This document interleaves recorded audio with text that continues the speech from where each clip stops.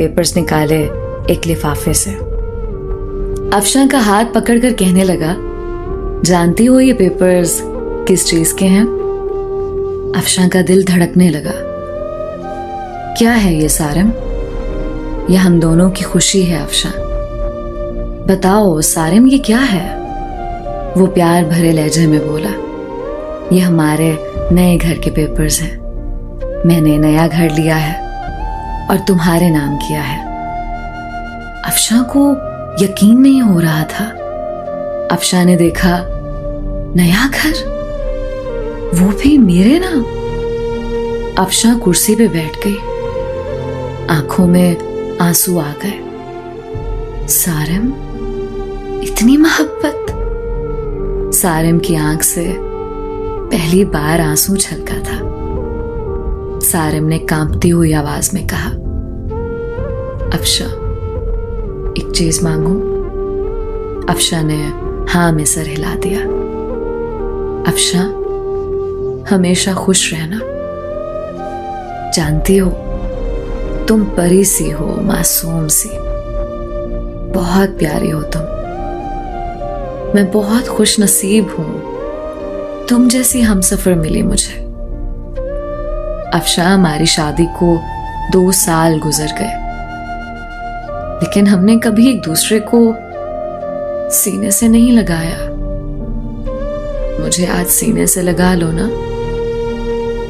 अफशा ने ना चाहते हुए आज सारिम को सीने से लगा लिया। सारिम जोर से सीने से लगा, रोते हुए कहने लगा, ये बाहें क्या पता फिर नसीब हो ना हो। इतना कहकर सारिम कमरे में चला गया। अफशा को समझ नहीं आ रहा था कि क्या करे। वो सारिम को क्या समझती रही? सारिम कितना अच्छा इंसान है, कितना बुरा सलूक किया मैंने सारिम के साथ। अफशा का दिल चाह रहा था कि सारिम की बाहों में समा जाए। सारिम की बेपनाह मोहब्बत। 2 साल में सारिम को इग्नोर करती रही। सारिम फिर भी मुझे चाहता रहा। रात भर अफशा ख्वाब देखती रही, कल सारिम के लिए नाश्ता खुद बनाऊंगी, सारिम को अब दुनिया की हर खुशी दूंगी, सारिम को अब कभी उदास ना होने दूंगी। रात बीत गई। अफशा उठी, नाश्ता तैयार किया, बहुत खुश थी। शावर लिया, सारिम के उठने का इंतजार करने लगी। काफी टाइम गुजर गया, सारिम ना उठा।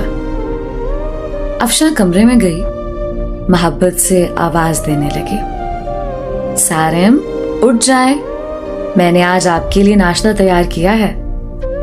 सारिम करवट लिए सो रहा था। अफशा ने मोहब्बत से सारिम को छुआ। देखा सारिम का जिस्म ठंडा पड़ चुका है। अफशा ने आगे बढ़कर देखा, सारिम के बिस्तर पे खून पड़ा था, मुंह पे खून लगा हुआ था। अफशा चीखने लगी, जोर जोर से आवाजें देने लगी, सारिम उठ जाओ, ये क्या हुआ है आपको? सारिम उठो ना। मोहल्ले वाले इकट्ठे हो गए, अस्पताल ले गए। डॉक्टर ने चेक किया और बोला, मैंने कहा था इसे अपना ख्याल रखो, अपना इलाज करवाओ, किसी को साथ लेकर आओ, लेकिन शायद ये जीना नहीं चाहता था। अफशा ने रोते हुए कहा, क्या था सारिम को? डॉक्टर ने एक आह भरी और कहने लगा, सारिम को पिछले 1.5 साल से ब्लड कैंसर था। शायद उसका ख्याल रखने वाला कोई नहीं था। मुझे अक्सर कहता था, डॉक्टर साहब मैं किसके लिए जीऊं? कोई है ही नहीं जो मुझे अपना कह सके।